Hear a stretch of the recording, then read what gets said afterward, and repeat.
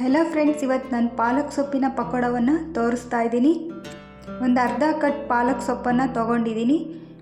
ಒಂದು ಚಾಪರಲ್ಲಿ 2 ಈರುಳ್ಳಿ, ಒಂದು ಸಣ್ಣ ಕ್ಯಾರೆಟು, ಒಂದೆರಡು ಬೀನ್ಸು, ಹಸಿಮೆಣಸಿನ್ಕಾಯಿ ಕಟ್ ಮಾಡ್ಕೊಳ್ತಾ ಇದ್ದೀನಿ.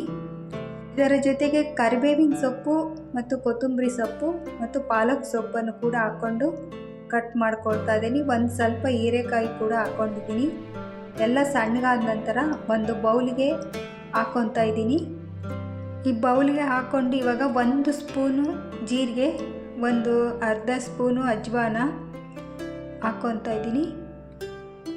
ರುಚಿಗೆ ತಕ್ಕಷ್ಟು ಖಾರದ ಪುಡಿ ಮತ್ತು ಉಪ್ಪು ಮತ್ತು ಸ್ವಲ್ಪ ಚಿಟಿಕೆ ಸೋಡಾ ಹಾಕ್ಕೊಂಡು ಚೆನ್ನಾಗಿ ಮಿಕ್ಸ್ ಮಾಡಿಕೊಂಡು ಅಗತ್ಯ ಇರುವಷ್ಟು ಕಡಲೆ ಹಿಟ್ಟು ಹಾಕ್ಕೊಂಡು ಕಲಿಸ್ಕೊಳ್ತಾ ಇದ್ದೀನಿ. ಜೊತೆಗೆ ನೀರು ಕೂಡ ಹಾಕ್ಕೊಂಡು ಈಗ ಎಣ್ಣೆ ಕಾದಿದೆ, ಪಕೋಡ ಹಾಕಿದ್ದೀನಿ ನೋಡಿ. ಪಕೋಡ ರೆಡಿಯಾಗಿದೆ, ಪಾಲಕ್ ಸೊಪ್ಪಿನ ಪಕೋಡ. ಪಾಲಕ್ ಸೊಪ್ಪಿನ ಜೊತೆಗೆ ತರಕಾರಿ ಕೂಡ ಹಾಕಿರೋದ್ರಿಂದ ಚೆನ್ನಾಗಿ ಬಂದಿದೆ. Thank you.